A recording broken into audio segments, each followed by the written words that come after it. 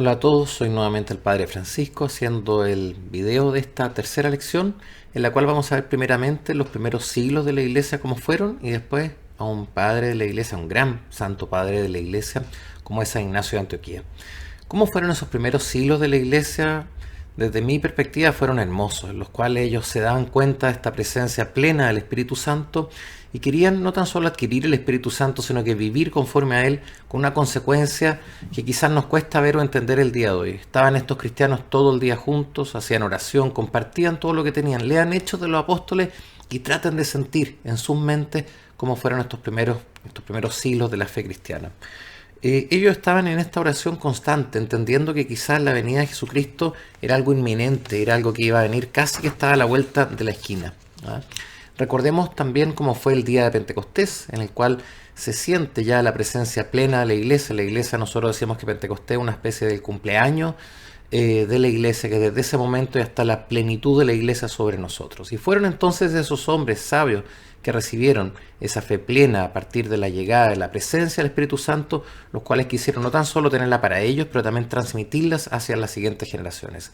Así la iglesia se empezó a estructurar poco a poco, a través de tener, por ejemplo, obispos en cada una de su iglesia, episcopo, el que está viendo sobre todas las otras cosas, una especie de supervisor para poder mantener la correctitud de la iglesia, de la fe, la plenitud verdaderamente de la iglesia en cada momento.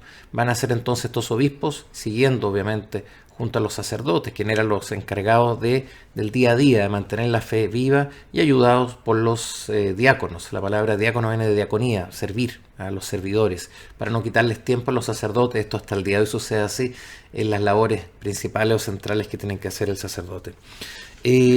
Va a ser en esta época también en la cual creo que se vive muy a fondo una de las frases de San Pablo que quizás a mí más me gusta en Gálatas 2:20, ya no veo yo más, Cristo vive en mí, en el sentido de sentirse que ellos ya no vivían para el mundo, sino que se habían despojado a sí mismos para que entonces estuvieran y fueran llenos ellos del Espíritu Santo. Quiero volver 2 segunditos a este esquema de lo importante de la apostolicidad dentro de la iglesia, de la continuidad de esta iglesia viviente desde los tiempos de Jesucristo, seguido obviamente por los obispos, por los apóstoles, por los obispos, y de ahí hasta nuestros días, sin cambio, sin alteración de la fe verdadera, de la doctrina verdadera.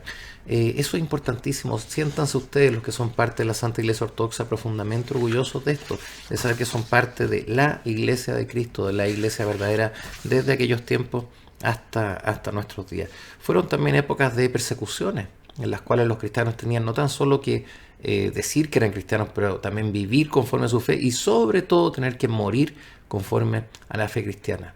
Y esto fue un tema tremendamente importante en esos tiempos, los grandes, los santos mártires, que son los cimientos, los pilares de nuestra iglesia. Y aquí una pregunta para ustedes también: ¿cuál es el martirio que tenemos que hacer nosotros el día de hoy? La palabra mártir viene de martiría en griego, que significa dar testimonio. ¿Cuál es el testimonio que estamos dando el día de hoy acorde a nuestra fe? En esos tiempos también fue que escuchamos esa frase, muchos de los que somos parte de la iglesia antioqueña, que la palabra cristianos por primera vez se utilizó en Antioquía. Hechos de los Apóstoles 11:26, léalo también, muy importante, entender que los que somos parte de esa iglesia Antioquía somos los herederos de esa palabra de ser cristianos, y eso es una tremenda y enorme responsabilidad. Yo veo el día de hoy como muchos grupos cristianos que nacieron en el siglo XX, siglo XIX, siglo XX, me preguntan, ¿ustedes también son cristianos? Refiriéndose a nosotros, a los fieles de la iglesia antioqueña. Yo digo, no, nosotros somos cristianos, en el sentido que somos plenamente los que podemos llevar y portar esa palabra de ser cristianos. El día de hoy hay muchos movimientos evangélicos que se llaman a sí mismos cristianos. Nosotros somos los cristianos. Nosotros somos los cristianos ortodoxos, los primeros que deberíamos ocupar esa palabra, y sobre todo los que somos miembros o parte de la iglesia antioqueña, profundamente orgullosos de ese hecho, de saber que fue en Antioquía, en nuestra Santa Iglesia, donde por primera vez se les llama cristianos a los cristianos. Y un fiel representante de esa iglesia va a ser San Ignacio de Antioquía, que va a ser la segunda parte de la lección número 13, en la cual trato de explicar a grandes rasgos quién fue este gran santo, discípulo directo de San Pablo, San Juan. Conoció él a todos los discípulos más importante. Su nombre, me gusta siempre recalcar esto, Ignacio viene de ignis, de fuego. Él sentía y tenía este fuego adentro de él, a estas ganas verdaderamente de proclamar el Evangelio. Él fue el que dijo: donde está el obispo, y dijo, ahí está Jesucristo, ahí está la iglesia, ahí está la seguridad de la vida eterna y la promesa de la comunidad con Dios. Él definió grandes cosas como por ejemplo lo que era la iglesia católica, habló también sobre la Santísima Virgen María, ¿ya?